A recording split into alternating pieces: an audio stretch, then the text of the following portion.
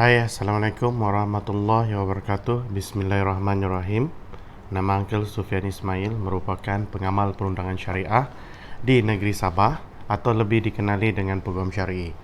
Hari ini Uncle akan share beberapa tips mengenai isu perundangan syariah di bawah tajuk apa hari ini? Uh, kita sambung yang hari itu punya apa yang isteri mahu sebenarnya daripada suami. Hai, saya Len Ramli. Saya adalah isteri kepada ni Sufian Ismail. So lain macam dalam apa yang dalam isteri mahu ni kan. Actually kadang-kadang orang tak faham apa yang actually orang mahu daripada seorang suami. Okay. Jadi ada beberapa faktor yang boleh membantu untuk orang kita ni lebih faham antara satu sama lain. So hari tu kita sudah bincang beberapanya. Contohnya macam perempuan suka suami yang selalu memberi perhatian kepada isteri. Lepas tu suka kepada suami yang sentiasa tenang, bila ada masalah tenang je, dan selalu dapat merendahkan ego sebagai seorang lelaki, dan juga boleh menunjukkan sifat gentleman. Jadi hari ini kita cerita pasal satu lagi poin, iaitu suami yang kuat, lelaki yang kuat. Artinya kuat tu yang boleh bersabar, yang boleh dengar luahan isteri dan boleh bersabar dengan apa-apa saja cabaran dan dugaan hidup yang timbul.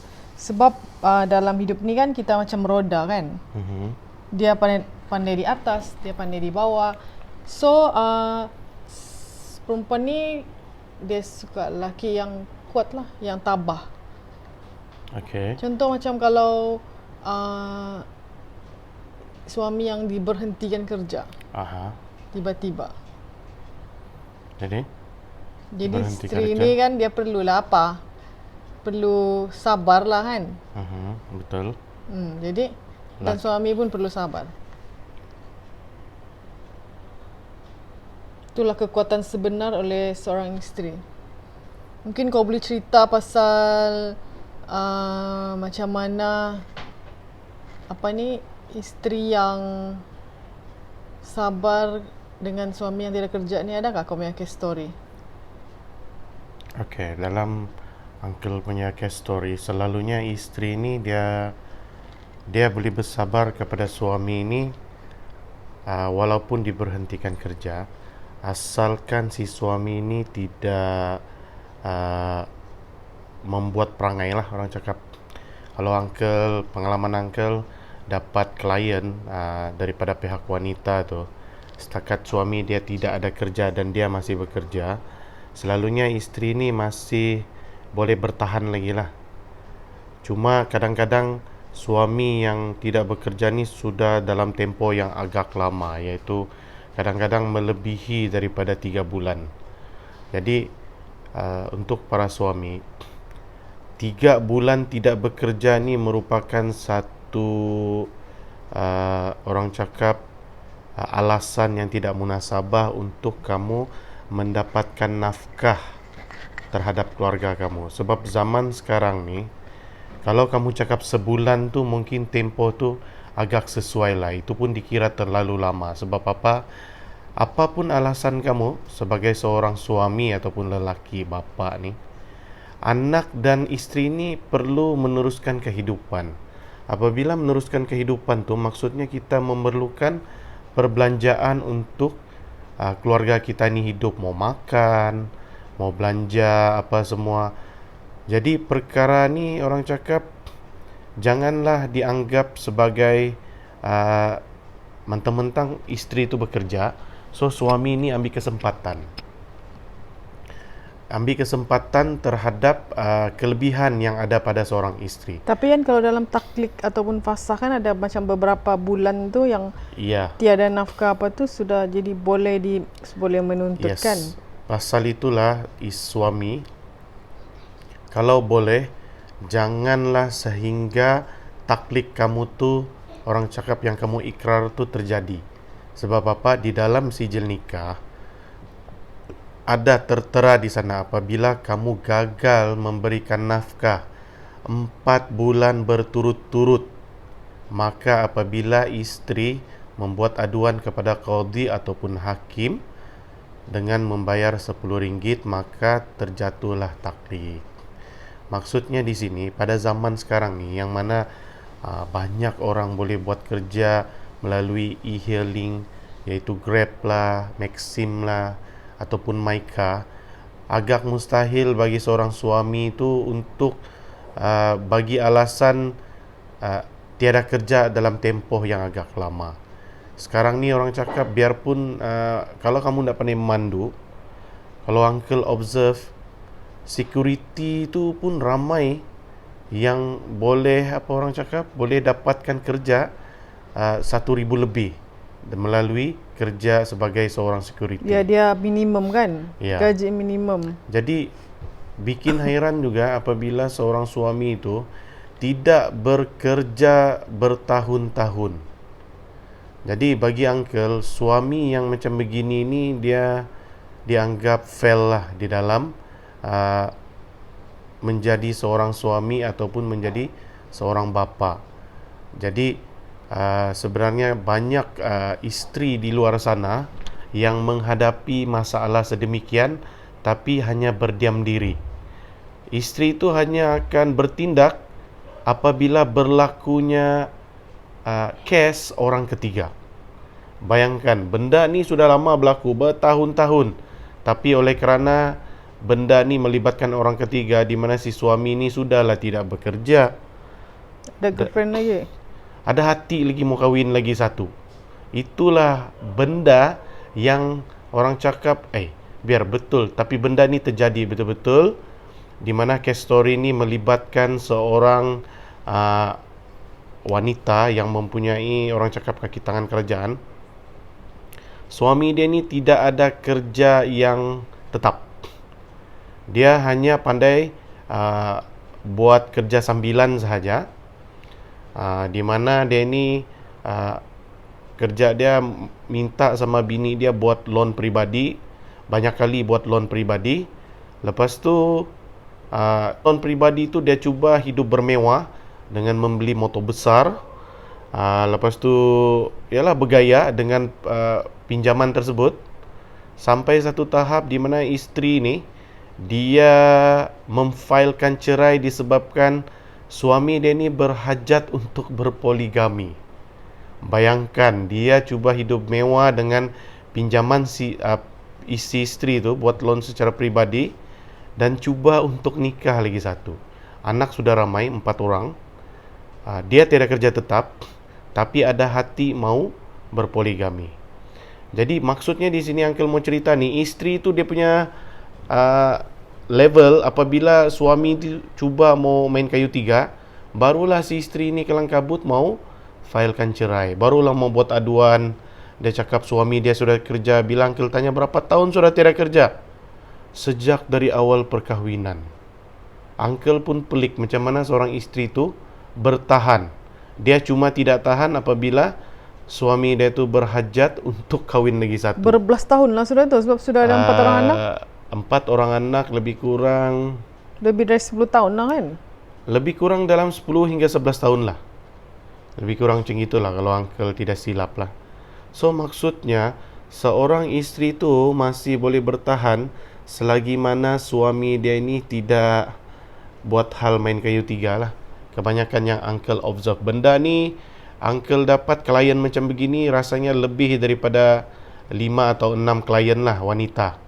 Dorang mana sanggup bertahan selagi mana suami itu tidak buat hal. Maksud hal di sini adalah cari orang yang ketiga lah. Jadi uncle harap suami atau lelaki di luar sana, kita janganlah sampai tahap sedemikian lah, di mana tiada kerja. Sudahlah tiada kerja, pandailah pula mengarah lagi si isteri ni buat pinjaman peribadi. Lepas tu buat hal lagi dengan main kayu tiga. Kesian pula tu kan. Kesian sudahlah kerja mau bayar loan lagi. Yes, betul. Sebab inilah story case yang sebenar. Cerita benar. Ini cerita benar. Uncle punya case ni, Uncle rasa ada 4-5 orang sudah yang begini dia punya jalan cerita. Isteri tu sanggup bertahan sampai di mana si suami tu main kayu tiga baru dia filekan cerai. Jadi Uncle berharap perkara ni tidak terjadi kepada kita semualah. Diharap ambil iktibar lah daripada story case tersebut. So, perempuan juga suka suami yang sentiasa jelas dalam menyelesaikan masalah. Kalau ada masalah tu, janganlah terlampau dibesar-besarkan. Perkara kecil tu jangan dibesar-besarkan, jangan dirumit-rumitkan. Macam lebih cool lah dalam menyelesaikan masalah. Masalah kecil jangan dibawa menjadi besar. Contoh macam kalau dia ni kalau isteri tu ialah bos lah contohnya. Kan di rumah diorang kerja satu office kan, lepas tu di rumah bila diorang balik ke rumah suami tu menjadi ketua keluarga contohnya. So dia merumitkan keadaan dengan melebih-lebihkan macam sudahlah tahu penat kerja apa semua, dia minta lagi minta masak lah. Lepas tu masak mesti mau masak style mamak dia masak kah, begitu. Itu yang bikin pergaduhan tu kan. Ya, itulah benda ni kadang-kadang benda kecil tapi dia jadi besar. Mau minta buka stokin lah. Sebab benda-benda yang kecil ni kalau kita tidak ada sefahaman ataupun tidak bertoleransi, benda-benda beginilah yang boleh menyebabkan pergaduhan yang meleret sampai berlakunya tuntutan perceraian. Jadi bagi suami yang berkahwin dengan isteri yang tidak sekufu, Uncle mau advise supaya keegoan tu kita cuba kawal. Sebab apa? Kita sebagai suami walaupun mempunyai orang cakap ketua keluarga, dianggap ketua keluarga, tapi perlulah ada satu toleransi di antara suami dan isteri itu. So pernah tak ada kes macam gini? Kes macam yang suami isteri tidak sekufu ni? Memang kebanyakan zaman sekarang ni banyak pasangan Perceraian yang tidak sekufu lah. Benda ni sebenarnya tidak sekufu ni Uncle boleh cakap terlalu ramai pada zaman sekarang ni sebab suami dia ni biasa-biasa saja tapi isteri ni yang mempunyai pekerjaan atau kelulusan yang lebih tinggi. Paling senang cakap isteri dia mempunyai pendapatan yang lebih besar lah daripada si suami. Jadi inilah dalam Islam tidak menggalakkan perkahwinan yang tidak sekufu. Ya, Sebab dalam Islam tidak sekufu ni amat tidak digalakkan sebab dia ni boleh menyumbang kepada perkara rendah diri di antara pihak-pihak tu. Jadi benda beginilah yang kadang-kadang benda tu tidaklah besar sangat tapi dia jadi besar apabila dia berterusan seorang suami itu merasa rendah diri dan apabila seorang isteri itu sudah mungkin sampai tahap yang bosan terhadap dakwaan tersebut, menyebabkan benda ni pun menjadi serius sehingga si isteri itu fed up terhadap perlakuan suami dia tu. Kita sebagai seorang suami apabila tahu kita punya pendapatan tu rendah, kita sepatutnya berusaha lebih untuk menandingi pendapatan isteri kita yang ada tu. Sebab apa? Sekarang ni banyak peluang untuk kita menceburkan diri dalam dunia perniagaan online lah apalah. So benda tu perlu kita buat sebelum benda ini menjadi lebih serius, di mana cerita pasal tidak sekufu ni dia kadang-kadang melibatkan orang yang ketiga, contohnya keluarga kepada si isteri tu, yang selalu menganggap si suami ini mengambil kesempatan terhadap kekayaan si isteri. Benda ni selalu terjadi. Jadi sebelum benda ni terjadi, bagi mereka yang baru ingin mendirikan rumah tangga, Uncle nasihatkan supaya carilah pasangan yang sekufu. Seandainya kamu berhajat atau memilih untuk berkahwin dengan isteri yang lebih hebat, yang lebih tinggi darjatnya atau lebih tinggi pendapatan dia, kamu kena terima keadaan yang bakal kamu hadapi. Apa bakal dihadapi? Iaitu tohmahan daripada keluarga si isteri, tohmahan daripada kawan-kawan ataupun rakan sekerja si isteri. Jadi benda ni merupakan satu cabaran yang amat berat bagi seorang suami yang pendapatan dia tu tidak standing dengan isterinya. Tapi benda ni sebenarnya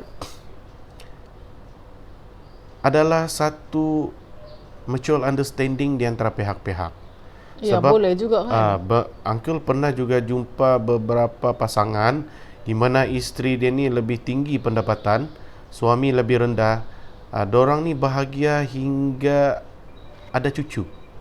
Tidak ada masalah sebab husband dia ni pun memang yang jenis humble, yang ringan tulang, ndak berkira, orang cakap pun buat Lepas tu Uncle tengok family ni very happy, di mana dorang ni boleh pergi makan angin di mana-mana, kan?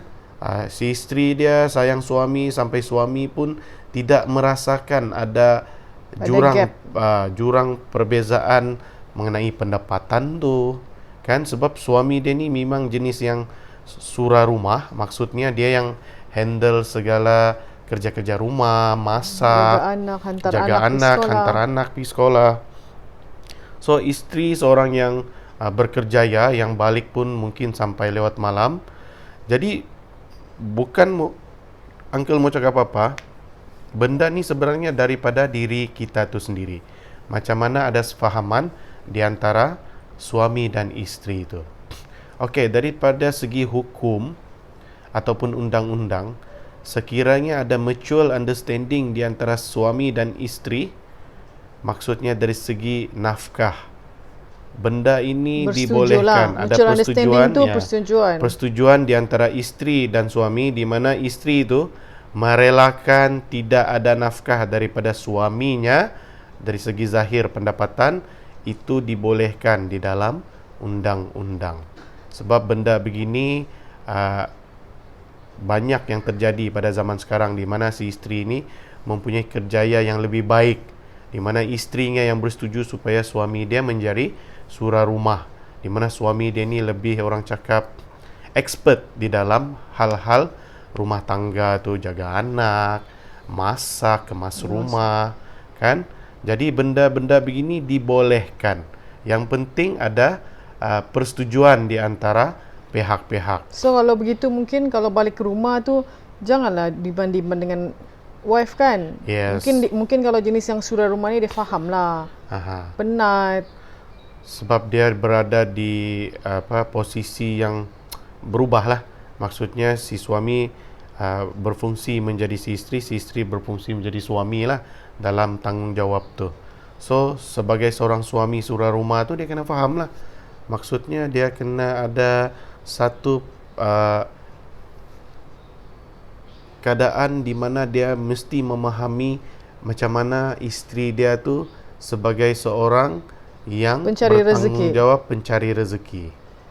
Jadi tidak boleh lah mau demand sangat seperti apa semua. Sekarang kalau kamu tahu begitu, kamu yang offer wife kamu mau minum teh kah, jus kah, sebab penat kah apa kan? Tidak masalah kan?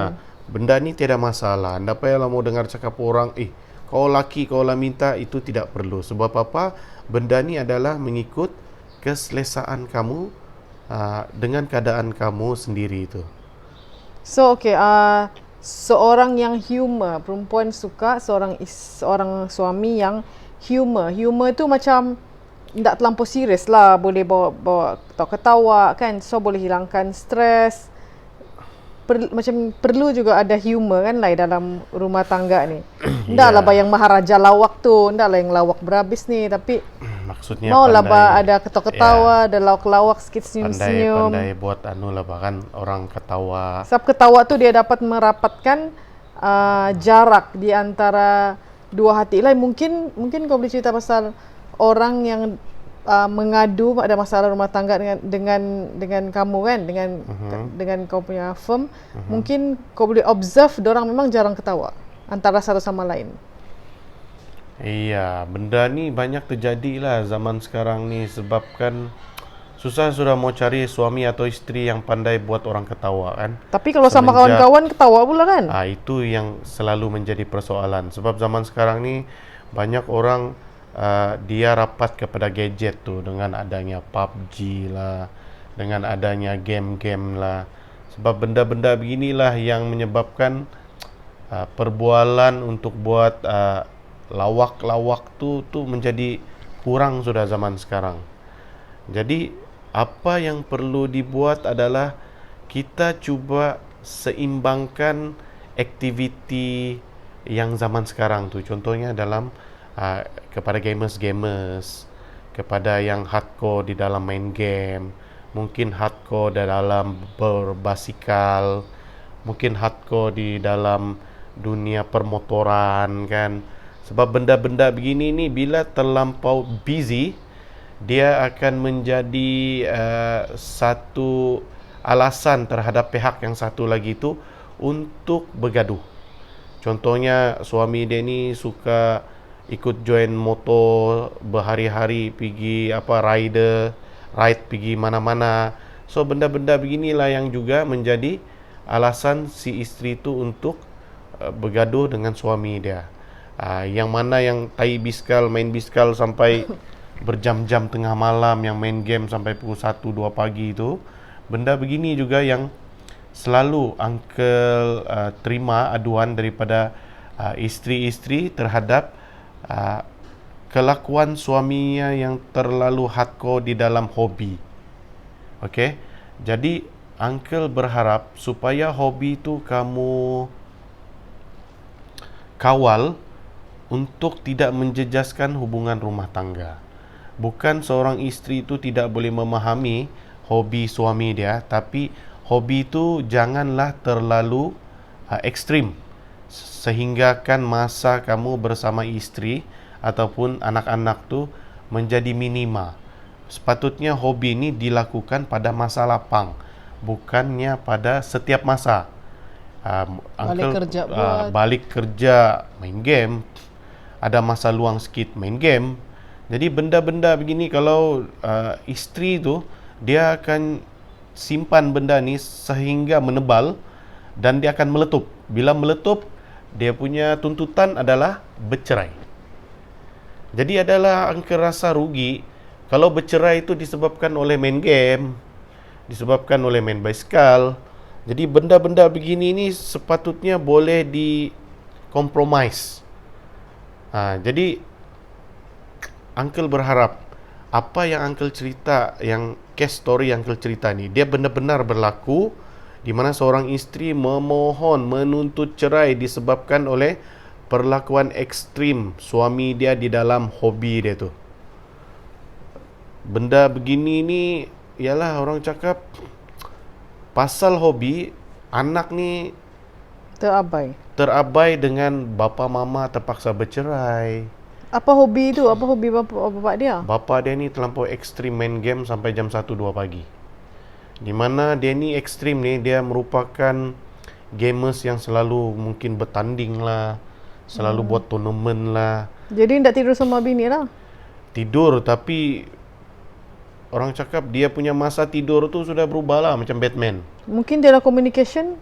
Ya, benda ni mungkin kurang communication lah. Uncle nampak selalunya komunikasi yang kurang baik menyebabkan hubungan tu menjadi semakin hambar. Tapi macam mana mau communicate tu, macam bolehkah kau kasih korang main game? Jadi husband tu mau tak kasih korang main game? Sepatutnya permainan game ni yang macam uncle cakap tadi, kita perlu buat di masa lapang, bukan everyday. So kalau sudah dia menjadi semakin setiap hari, itu bukan lagi hobi, itu sudah jadi jadual harian. Jadi kalau dia datang mengadu ke sana lah kan. Jadi apa yang kamu nasihatkan? Apa yang uncle buat adalah membuat satu, uncle cuba tanya dua belah pihak, cuba untuk kontrol macam mana dorang supaya ni ada komunikasi yang baik. Cuba berbincang baik-baik di manakah jadual bagi laki dia ni boleh main game, di mana yang jangan main game, okay? So hobi tu biar orang cakap isteri support hobi suami, suami support hobi isteri. Bukan terus-terus bercerai lah. Bukan terus-terus mau bercerai, kita buat perjanjian persetujuan di mana yalah suami ni kadang-kadang dia berbelanja lebih terhadap hobi dia tu. So di sana sebelum dia berbelanja, uncle advise dia supaya bayar nafkah isteri, supaya bayar secara konsisten nafkah anak, supaya konsisten bayar tu utilities. Selama ni kalau isteri yang bayar, so selepas buat perbincangan tu uncle suruh suami lah yang bertanggungjawab terhadap perbelanjaan-perbelanjaan tu. Ini ndak, selama ni isteri yang buat. Jadi macam si isteri tu pula jadi suami.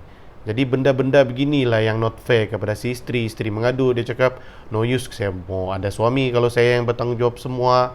So benda tu uncle terpaksa perbetulkan semula mengikut undang-undang syariah siapa yang bayar nafkah.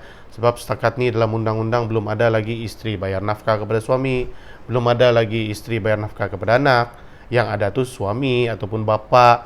So uncle perbetulkan semua tu supaya benda ni jadi normal balik. Jadi akhirnya buat apa? Perjanjian persetujuan kan?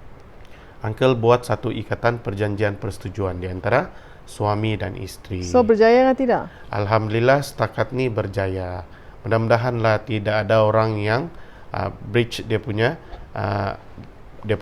ikatan persetujuan tu. Yang relationship dia tu yang suami terlampau banyak masa di luar, pergi sukan lah, apa tadi main biskal kau tu kan kau cakap kan. Itu relationship dia dengan orang, dengan relationship dengan suami isteri yang susah mau berhumor dalam rumah tangga. Macam dia tiada masalah batu kan. Dia tiada masa apa semua. Kadang-kadang hobi ni pun ada yang ekstrim, dia jadi macam alasan. Sebab uncle pernah ada satu case di mana suami dia ni hobi dia running, berlari. Suka buat tu lari marathon ya, 100 marathon km gitulah. Yang mungkin 40 km ke 20 km ke. 20 tu terlampau tu. Yalah, dia begitulah. Kalau orang ekstrim tu yang 100 km begitu yang kena bermalam. Maksud uncle dia ekstrim ni sebab terlampau banyak kali join lari tu. Di mana dia punya hobi ni mengundang kepada masalah orang ketiga. Dia ada skandal lah pula dengan pelari yang lain. Ini laki dia ada skandal dengan bini orang. Maksud dia hobi dia ni mencurigakan sebab yalah laki dia ni join lari-lari ni sampai pergi luar daripada Sabah. Dia tak bawa luar bini daerah lah. Tidak bawa. Banyak-banyak alasan dia cakap biarlah dia mau ikut running sana running sini. Kesihatan. Ini mau kasih tahu itulah hobi dia dalam mau collect baju lah, t-shirt lah, middle lah. So rupa-rupanya husband dia ada skandal dengan perempuan lain. Mau dijadikan cerita, klien uncle ni isteri dia lah memohon cerai. Kenapa? Kedapatan si lelaki ini ada hubungan sulit dengan perempuan lain. Sekali punya cek, perempuan ni bini orang. Dia sekali hobi lah. Hobi yang mengundang kepada masalah orang ketiga. Artinya yang orang ketiga tu pun runner lah juga. Begitu yes, orang yang ketiga pun runner lah juga. Yang uncle pelik zaman sekarang ni, sudahlah buat benda tidak betul, maksudnya buat hubungan sulit. Dorang ni merakam lagi bukti yang dorang buat hubungan ni. Maksudnya hubungan kelamin ataupun hubungan zina suami dia tu dibuktikan melalui rakaman video. So macam mana bukti rakaman tu dia boleh digunakan sebagai advantage di mahkamah? Okey, benda Bolehkah? ini apabila seorang isteri memohon ataupun menuntut cerai fasah disebabkan oleh perlakuan zina suami dia, benda ni boleh dijadikan bukti di mahkamah, di mana pembuktian terhadap video lucah suaminya bersama skandal ni akan menjadi keterangan atau pembuktian utama terhadap di mana kalau dalam fasah tu perlakuan suami yang rapat dengan wanita-wanita yang berperlakuan tidak senonoh. Yang dimaksudkan di sini adalah melakukan hubungan seks bersama wanita lain. Jadi benda ni ada di dalam undang-undang. Jadi inilah yang uncle jadi hairan. Sudahlah buat hal, dirakam lagi, yang mau dijadikan cerita Allah mau tunjuk tu, rakaman tu diperolehi oleh si isteri. Yalah, Allah menunjuk lah tu. Uncle pun hairan. Uncle tanya klien, macam mana puan boleh dapat ni rakaman? Dia cakap, saya dapat daripada simpanan si suami. Dalam handphone lah, ada yang dapat dalam laptop lah. Mustahil juga. Ada yang dapat daripada kamera lah. Jadi mustahil juga dia ndak tapuk batu. Mesti dia tapuk. ya, tapi Allah tu mau tunjuk bukti tu diperolehi oleh si isteri. Sebenarnya uncle ada beberapa case story yang macam gini, di mana yang satu tu dia dapat dari handphone, yang satu tu dia dapat daripada kamera. Inilah yang kadang-kadang pelik. Tahu buat hal, buat salah, tapi dibuat rakaman. Bini orang lagi. Ya. Aduh, kalau macam mana kalau lelaki dia tahu tu? Rasanya benda ni telah diketahui. Untuk dijadikan cerita, dua-dua belah pihak, bagian uncle, pihak isteri memohon cerai, dan pihak si suami, pihak yang sebelah sana suaminya mohon cerai. Disebabkan oleh perlakuan isteri dia lah. Cerai lah ndak belum? Bercerai, sudah bercerai. Sudah bercerai. So isteri pun sekarang sedang bercerai, sedang membuat tuntutan perceraian. Jadi perkara-perkara beginilah yang perlu kita elakkan. Jangan kepercayaan yang diberikan oleh pasangan kita, tak kisahlah suami ataupun isteri. Dah kisahlah lari kah, berbasikal apa whatever lah, basikal kah, game kah, travelling kah dengan kawan-kawan, kan? So benda ni jangan dijadikan don't take for granted. Jangan jadikan alasan untuk kamu melakukan perkara yang tidak baik. Okay. So sama jugalah macam dalam main game ni, baru-baru ni yang kerasa ada diviralkan, di mana seorang suami itu bermain game, siap berbual-bual dengan geng gamers dia ni, siap beli dengan perempuan lah, siap beli kutuk bini lagi. Sudah kutuk bini dengar di belakang, siap tarik telinga suami lagi. Jadi benda begini ni kadang-kadang dia lucu, tapi sebenarnya dia memberi pengajaran kepada semua orang di luar supaya tidak melakukan perkara demikian. So cuba elaklah, kalau mau hobi tu hobilah. Jangan hobi yang sampai menjejaskan hubungan suami isteri. So kita balik pada tadi kita punya tajuk tu kan, yang macam mana suami mau isteri mau suami yang macam mana. So the next point is suami yang suka menunjukkan kasih sayang. Contohnya tak payahlah cakap saya sayang je. Isteri mau suami yang menunjukkan kasih sayang. Contohnya dalam gerak badan. Mungkin bolehlah WhatsApp yang sweet kah, love you kah. Kalau angkat phone pun yang selalunya kau panggil laki kau, ya buntal, ni kali kau cakap ya sayang, mungkin gitulah kalau yang sweet kan. Ataupun tiba balik ke rumah kau dengar supaya kau boleh kasih sweet juga. Balik ke rumah kau tiba-tiba bawa coklat, wah bestnya, yang tak pernah kan.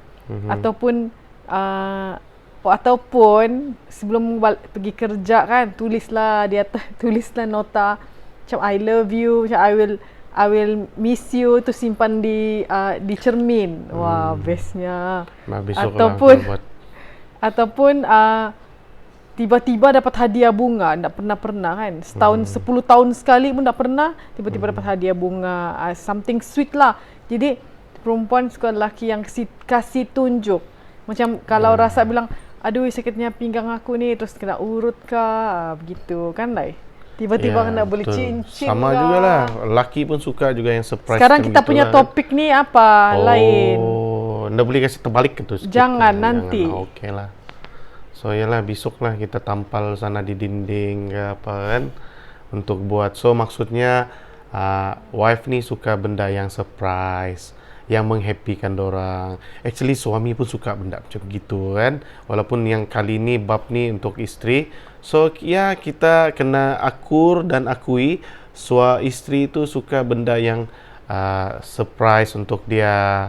Kita mau tulis say I love you lah di dinding cermin. Di mana kita?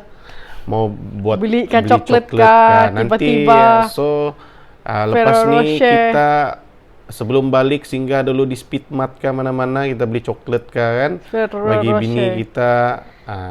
Jangan pula nanti malar kita beli coklat, dia cakap kau ni sengaja nih kan bikin aku naik badan lah apa. Oke, kasih biar kita kasih beli saja dia coklat kan. Nanti gemuk kena kasih salah lagi. Kau lah ni selalu beli coklat.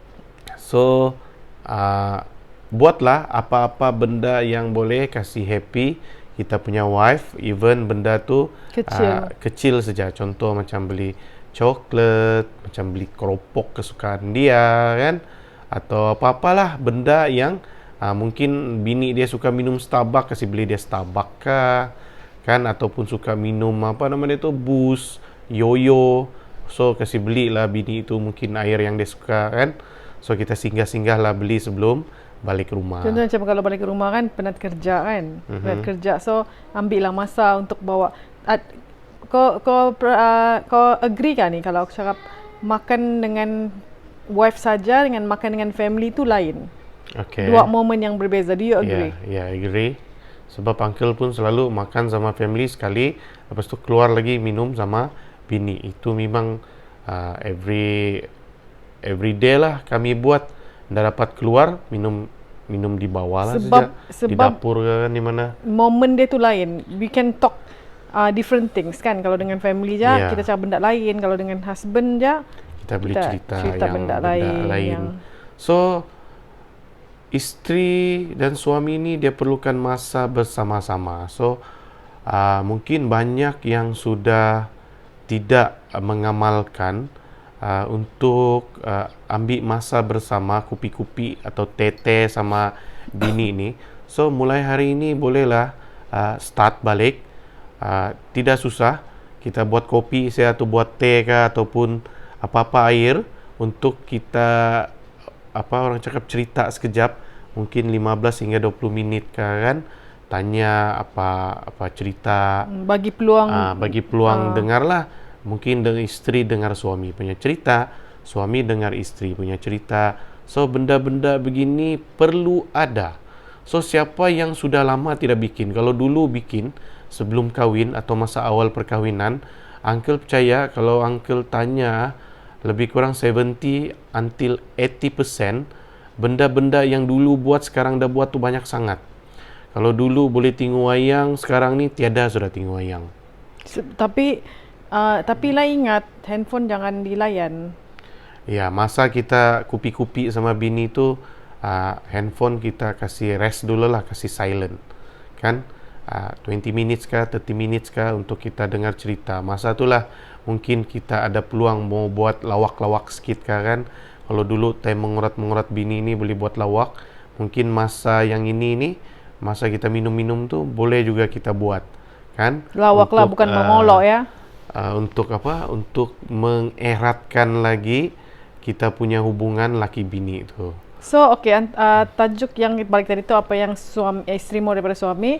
Satu lagi poin ialah memberi penghargaan kepada isteri. So macam mana berbagi penghargaan ni, salah satunya ialah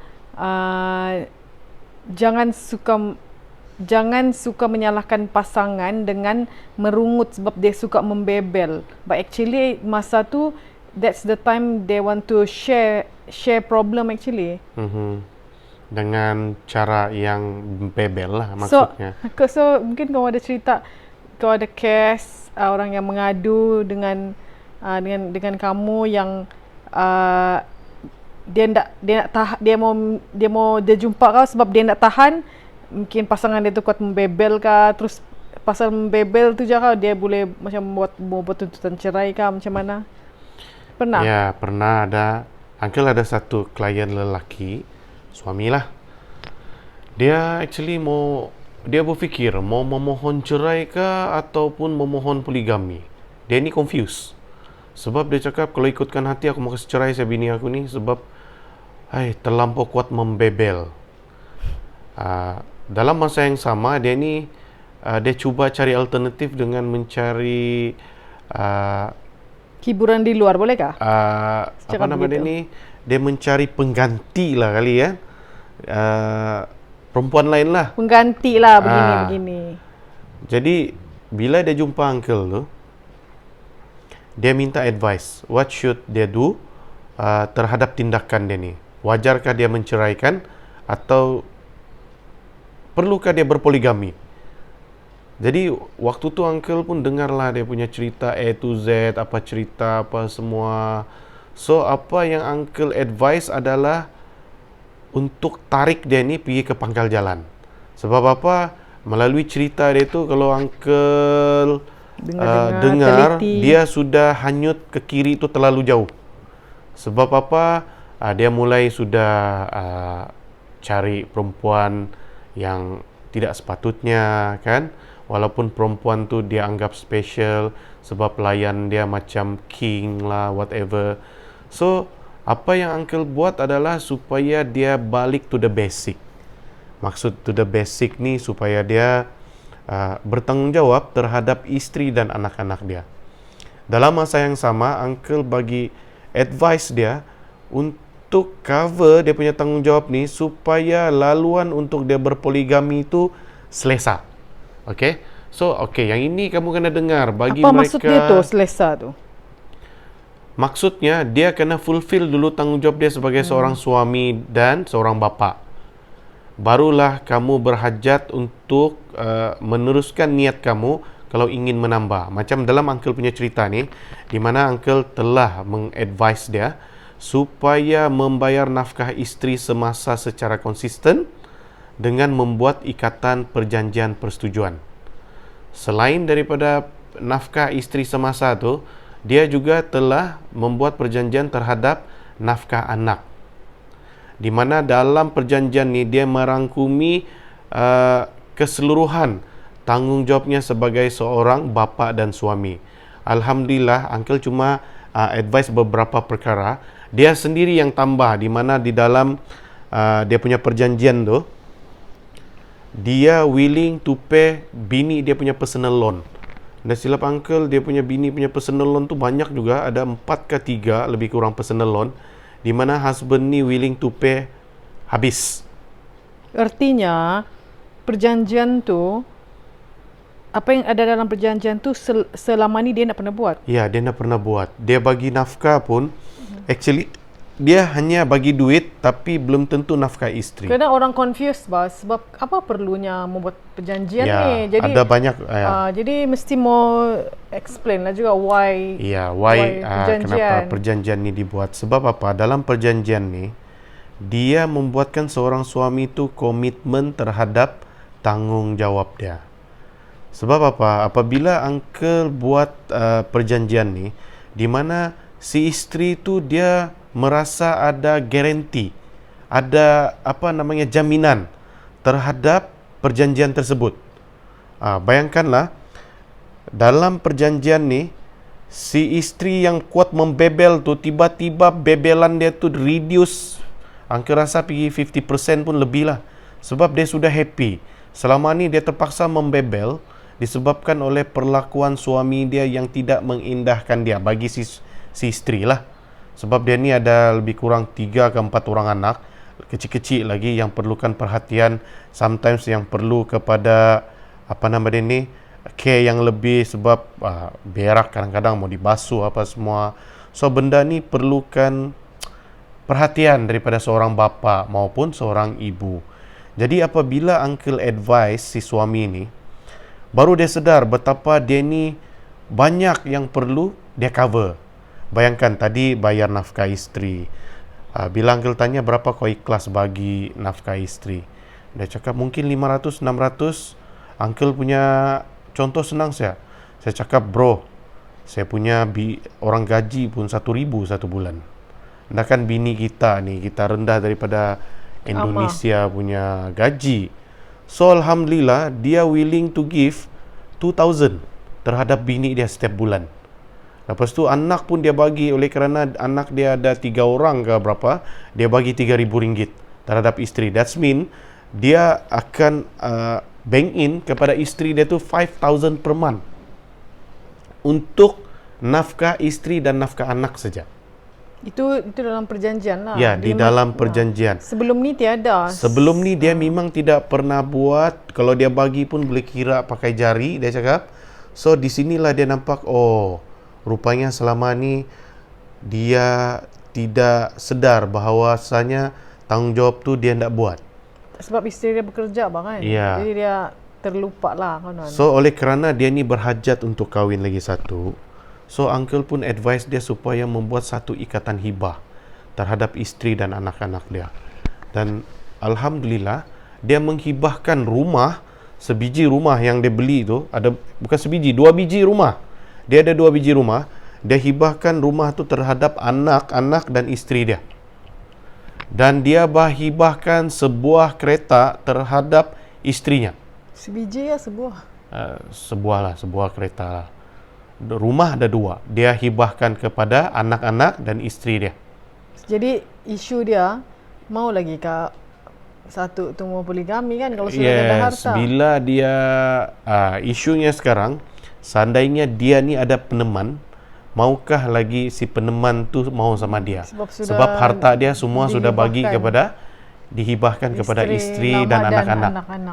So bayangkan macam mana senyuman si isteri tu bila jumpa uncle sign agreement tu. Mungkin kalau dia mau poligami pun peduli kali. That's why tu uncle advice, kalaulah si suami ni mau poligami, uncle rasa laluan dia pun bini dia kurang lah mau mengamuk. Sebab apa? Harta dapat, nafkah dapat. Yang syoknya di dalam agreement ni, suami dia tambah sendiri ya, dia dapat percutian setiap tahun 2 kali setahun di dalam negeri dan sekali setahun di luar negara untuk isteri dan anak-anak dia untuk melancong. Uncle pun rasa, wow, aku minta sikit, dia bagi lebih. So rezeki isteri ni dia happy lah, sebab yalah, oleh kerana perjanjian ni, hubungan dorang menjadi semakin mesra dan baik. Sebab selama ni bukan cakap tak pernah pergi makan angin holiday, tapi boleh kira lah dalam 8 atau 9 tahun berkahwin tu mungkin 1-2 kali lah. 1-2 kali saja. Tapi di dalam agreement ni, dia Setiap punya tahun. husband bagi setiap tahun. Jadi bayangkanlah agreement ini, perjanjian ni Instrumen membahagiakan pihak-pihak, di mana isteri pun gembira. Bayangkanlah kalaulah pada ketika design ni agreement, contohnya kalau suami pun mau tambah lagi satu, isteri ni pun saya rasa tak banyak cakap lah. Sebab semua benda sudah cover. Tinggal dia lagi cukup nak cukup. Mau cari lebih lah. Maksudnya dia terpaksa cari lebih lah. Jadi benda-benda begini, uncle mau beritahu, tidak semestinya berakhir dengan perceraian. Di mana dalam kaedah yang uncle buat ni, instrumen yang uncle sediakan ni, instrumen perjanjian persetujuan, instrumen ikatan hibah, boleh menyelamatkan rumah tangga tersebut, di mana isteri mendapat haknya semula. Sudahlah dapat hak, dapat lagi hibah daripada si suami. Hadiah. Hibah ni merupakan satu instrumen yang mana harta si suami itu disusun atau ditakbir awal untuk diberikan kepada orang yang tersayang. Selalunya apa ni? Selalunya kamu akan advise hibah ni untuk certain condition kan lah. Ya, Contohnya, selalunya okey, cuba bagi satu contoh. Semasa apa ni? Suami sakit. ya suami yang orang cakap sakit, yang kita beritahu mungkin dia tidak lama lagi kah. Cuba bagi Okey, uncle story pernah sikit. ada Cerita beberapa benar. story case yang betul di mana suami dia ni sebenarnya Ada harta juga. banyak harta. Harta dia ni melibatkan yalah banyak harta dia. Jadi dia ni dah tahu yang dia ni sakit. Tapi apabila semasa dia hidup ni, dia punya family suami ni selalu mau interrupt di dalam dia punya bisnes. Selalu mau kacau lah. Mau kacau lah. Maksudnya dia boleh nampak sudah yang adik-beradik dia ini bakal mengganggu lah harta-hartanya lah bila dia tiada. So semasa dia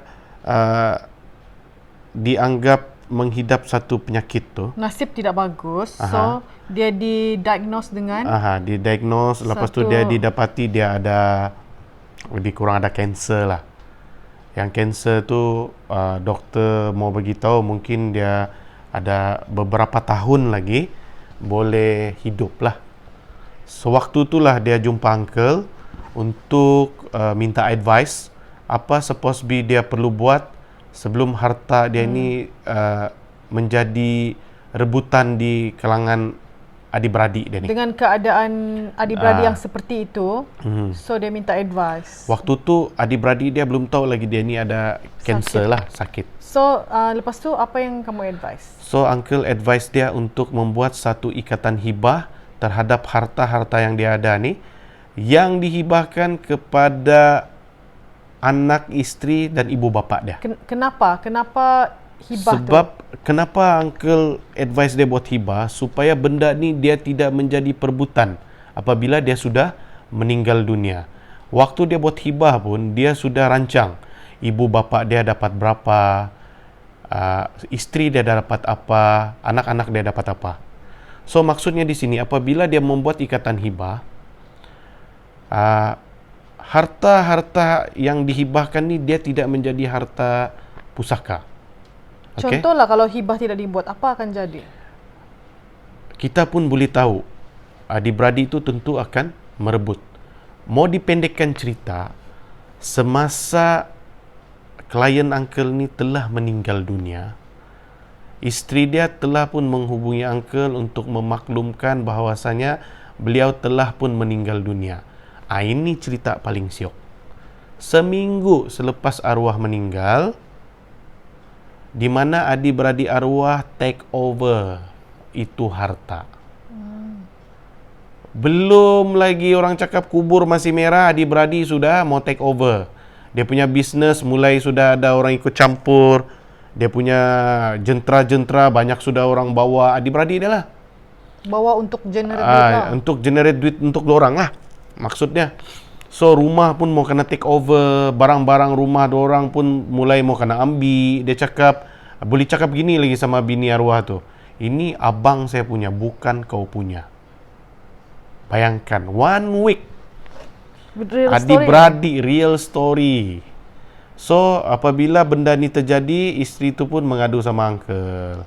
So uncle membuat tindakan dengan membuat pengesahan hibah. Waktu ni lah putih mata adik-beradik dia. Semua harta-harta yang dorang ambil tu, uncle ambil balik, bagi serah kepada pemilik atau penerima hibah. Yang mengharukan tu, dia juga telah menyediakan duit tunai kepada ibu bapa dia dan satu adik-beradik dia yang ibu tunggal. Bayangkan lah, orang yang ada sakit kanser ni, dia masih ingat adik-beradik dia yang ibu tunggal tu. Di mana dia menyediakan wang tunai sebanyak 100 lebih K kah terhadap adik dia yang ibu tunggal tu. Dia siap bagi amanat, dia cakap duit ni belanjakan untuk anak-anak buah dia. Dia sedekahkan, maksudnya dia hibahkan lah. Di situlah boleh nampak dia tahu siapa yang memerlukan hartanya ni. Dan adik-beradik lelaki dia yang menguasai harta tu putih mata lah. Memang dia tidak bagi apa-apa sebab dia tahu tamak. Jadi puas hati, ibu bapa dia puas hati, adik dia yang ibu tunggal tu very, orang cakap bersyukur. Dia cakap Allah makbulkan doa dorang untuk untuk membuktikan kebenaran tu. Sebab ialah benda ni kadang-kadang menjadi trauma kepada mereka yang berkuasa kan. Sebab diorang nampak adik-beradiknya berkuasa, semua mau take over apa semua. Apabila uncle buat pengesahan hibah, jadi benda ni sudah teratur kembali. Si isteri pun tersenyum dengan adanya harta, kan, harta tu atas nama anak-anak dan nama isteri. Dan ibu bapa mertua dia pun dapat cash. Siap boleh beritahu, terima cash ni, tolonglah pergi haji, pergi umrah. Sudah diberitahu daripada surat hibah tu sendiri. Dan yalah, ibu bapa dia ni sangat berterima kasih sama uncle lah pula. Padahal uncle ni just a lawyer, handle ikatan hibah tu untuk buat pengesahan.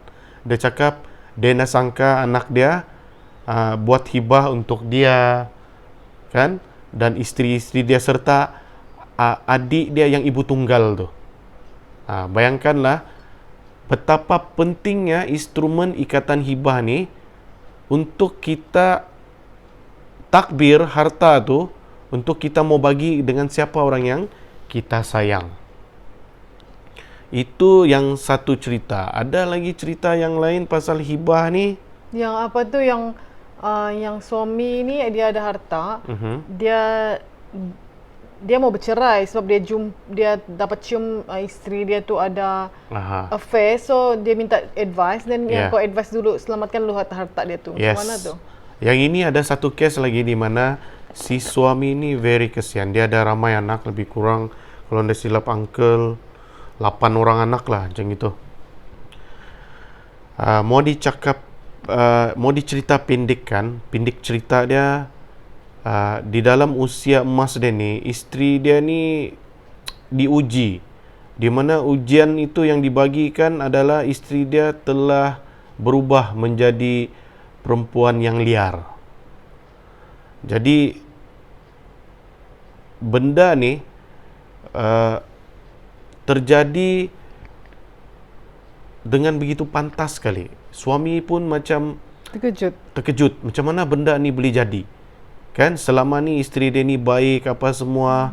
So dia pun sebenarnya dia datang ni jumpa uncle, mau minta uncle jadi lawyer dia untuk membuat satu tuntutan isteri nusyus.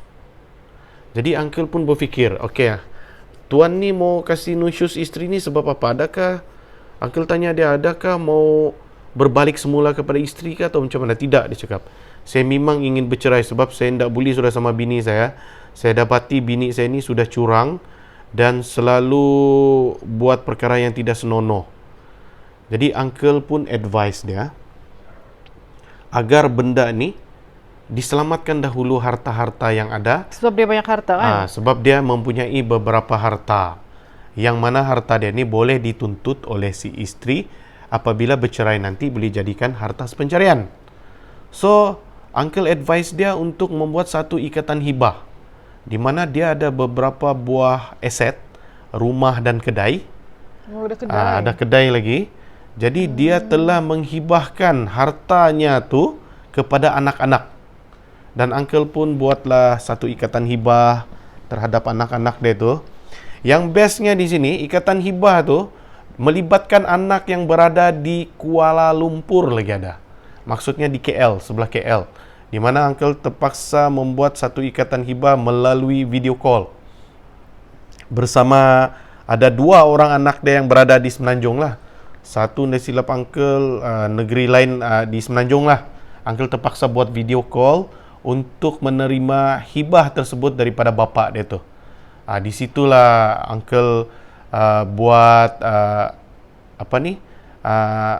majlis ikrar hibah berserta dengan anak-anaknya dengan saksi-saksi yang ada. So di sini uncle mau beritahu, ikatan hibah yang uncle buat ni telah menyelamatkan harta-hartanya itu daripada direbut oleh si isteri. Kan? Jadi di sini juga kalau kita nampak ikatan. Jadi lepas tu dia dah dapat buat tuntutan ke tu? Hartas pencarian. Okey. Dalam hartas pencarian di dalam undang-undang adalah harta yang kekal sehingga perceraian. Apa yang terjadi, harta ini tidak kekal. Oh, jadi artinya ada cerita lah. Ada cerita bukan lah. senang-senang dia mau. Yes. Isteri dia boleh buat tuntutan, tapi kita akan lawan lah. So, uncle bersedia untuk membuat lawan balik lah seandainya ada tuntutan. Tapi secara logiknya, seorang ibu tidak akan merebut harta yang telah diberikan kepada anak kandungnya sendirilah. Yang itu secara logiknya. Cuma uncle sekarang ni dalam proses perceraian tersebut, di mana hibah telah pun diikat.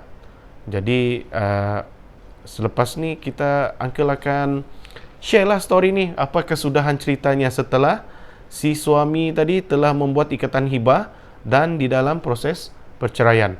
InsyaAllah uncle akan share cerita ni apabila kes ni pun sudah selesai nanti. So kita balik lagi pada tajuk kita tadi itu, suami macam mana yang isteri mau.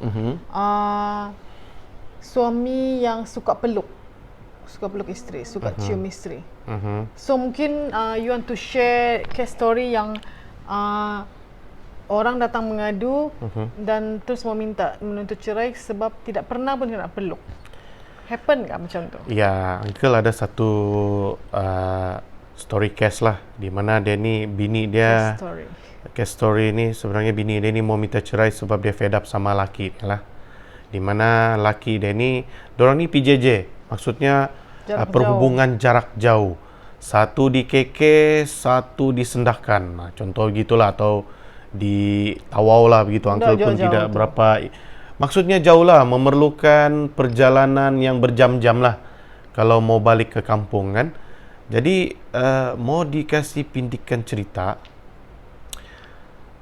laki dia ni dia kerja driver je, dan isteri dia ni dia kerja macam pembantu takbir ataupun kerani lah di satu bukan kerajaan, dia GLC lah macam itulah. Okay, anyway, lepas tu yang husband dia kerajaan, dia pemandu kerajaan lah silap.